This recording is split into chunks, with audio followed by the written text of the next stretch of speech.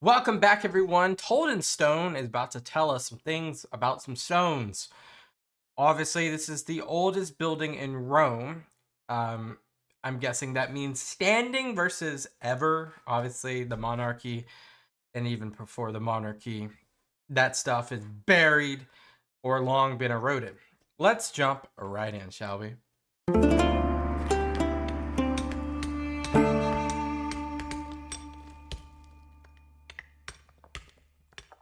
The Palatine Hill was the center of the Roman world. Home to the wealthiest and most eminent families of the late Republic, it came to be dominated by the palace of the emperors. I always love looking at this hill here. This hill. These hills and try to like map them to the river. It's kind of easy to do some ways, but it's more difficult in another because there's not like prominence geographically on the right hand side. But obviously, you have the seven hills, the Heptarchic Hills. You have the Servian Wall, of course, flanked by the Tiber, by Tiber Island or Insula Tiberina. Really interesting point. You can see the Circus Maximus on the right. You can obviously see a lot of the Forum and so forth. However, let's keep going. Which would cover almost the entire summit. But at the hill's southwest corner, until the end of Roman history, a wooden hut stood beneath the palace walls. The hut was more or less oval, about 15 feet long and 10 feet wide. Its walls were dried mud and sticks, stiffened with a few posts. The roof was thatch. But for 1,000 years, whenever this humble structure burned or fell down, as it seems to have done with some frequency, it was rebuilt on the same site and with the same materials. That goes to show you there's some tradition with that, right? Because obviously through evolution of technology, you would, whether it be a reason of why it burned, you would, affix it with something that maybe be less flammable, and or with more technology, maybe you would incorporate marble, maybe you would incorporate limestone, maybe you would incorporate material that would withstand time, but there must be a reason for why they do that. Must be traditional. This was the house of Romulus, regarded That's why. as the oldest building in the city and revered as the dwelling of Rome's founder and first king. Our literary sources preserve several myths about the foundation of Rome. One of the less familiar versions claimed that Romulus and Remus had been sired by a gigantic phantom phallus that appeared in the fireplace of an Alban king. Interesting. In the standard story, most famously told by Livy, Romulus and Remus are the grandsons of Numitor, the rightful king of a small city named Alba Longa. Numitor had been deposed and exiled by his brother Amulius, From Troy, right? who forced Numitor's daughter, Rhea Silvia, to become a priestess of Vesta. Vesta, the goddess of hearth and home, was a virgin, and her priestesses were supposed to follow suit. Rhea Silvia, however, became pregnant. She claimed hearth and home was a virgin, and her priestesses were supposed to follow suit. Rhea Silvia, however, became pregnant. She claimed the father was Mars, the god of war. Ah, so it's very similar to like, is it? I guess it's similar to Mary, but Mary had Joseph, obviously. Interesting though. Her uncle was skeptical, but just in case a god really was involved, he decided not to bury Rhea alive, which was the usual penalty for Vestals who broke their vows, but simply to imprison her.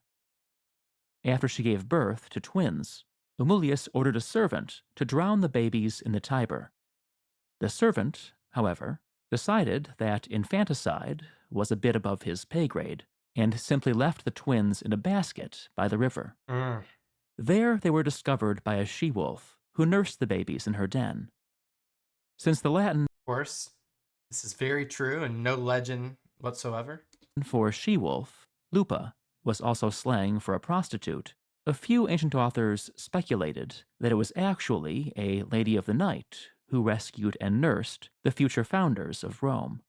And obviously, you have some fun play with nature there. But this could have happened.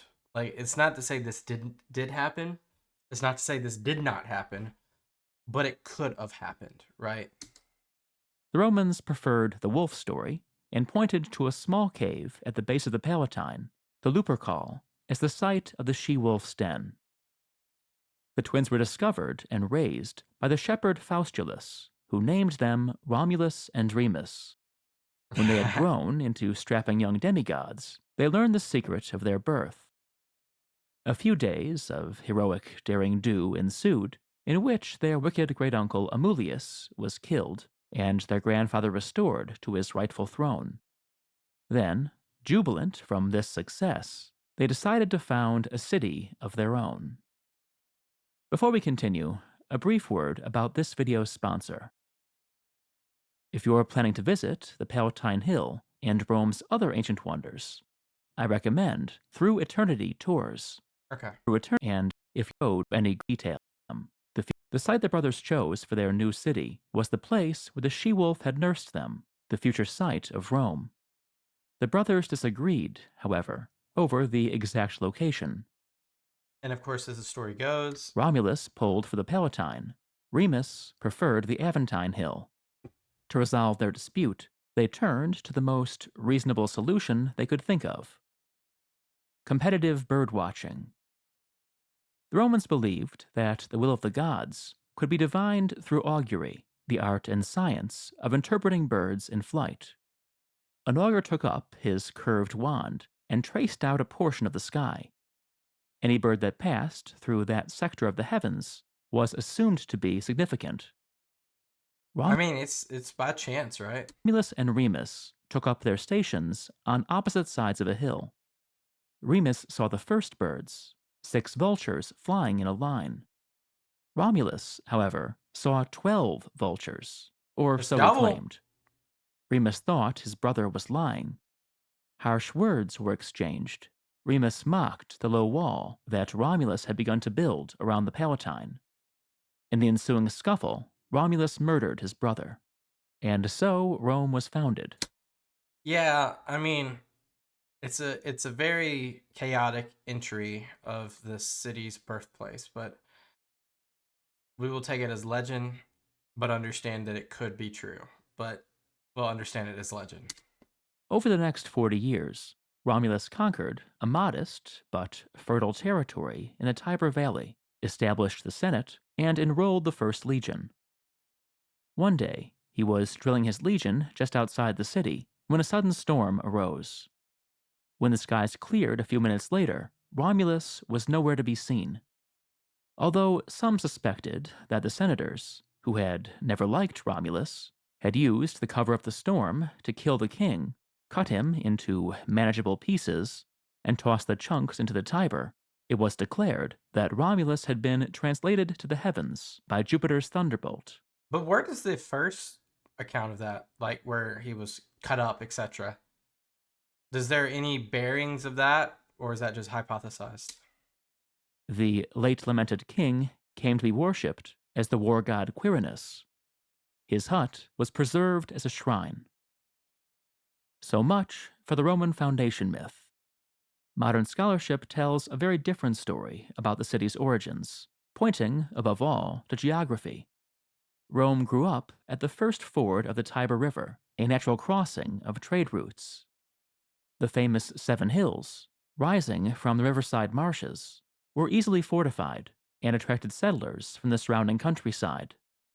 So pilgrimages, migrants passing through. The largest of these hilltop villages, with Palatine. perhaps 300 or 400 inhabitants, arose on the Palatine. Around 700 BC, the village began to grow rapidly, perhaps after a chieftain or king brokered some sort of alliance with the other villages on nearby hills. What a, diplomatic move that would just change everything, right? There are clear correspondences between the Romulus story and the archaeological evidence.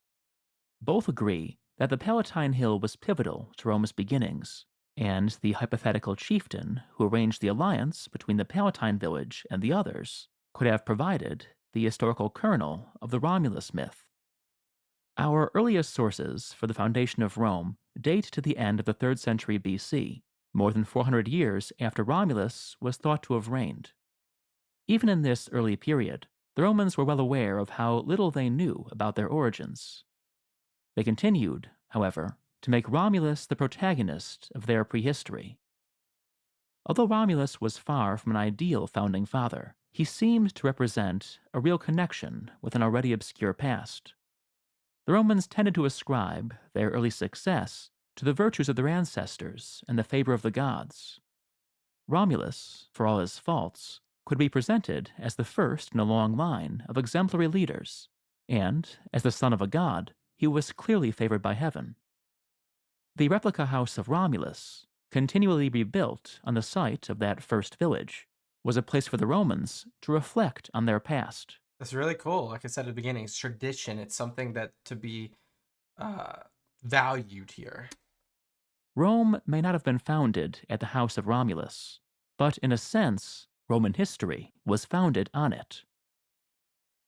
No, it's a really good video. It bridges, history, myth, and kind of the reason behind this building. Um, so I guess this is like contemporary Rome versus like. I wonder, is there any representation of this house today in Rome? Like, is there anything there? Um, Plus, it's so cool. It's so cool that they would. It's almost like a museum if you think about it. It's like a museum, but there might be some religious stuff to it, but there also might be some monarchy stuff to it. But at the end of the day, it's like a museum. And it just shows you that even hundreds of years ago, thousands of years ago, there was a strong connection to the past. Love that. All right. Thank you guys so much for watching. As always, I appreciate you. You have a good rest of your day. Peace out. Bye bye.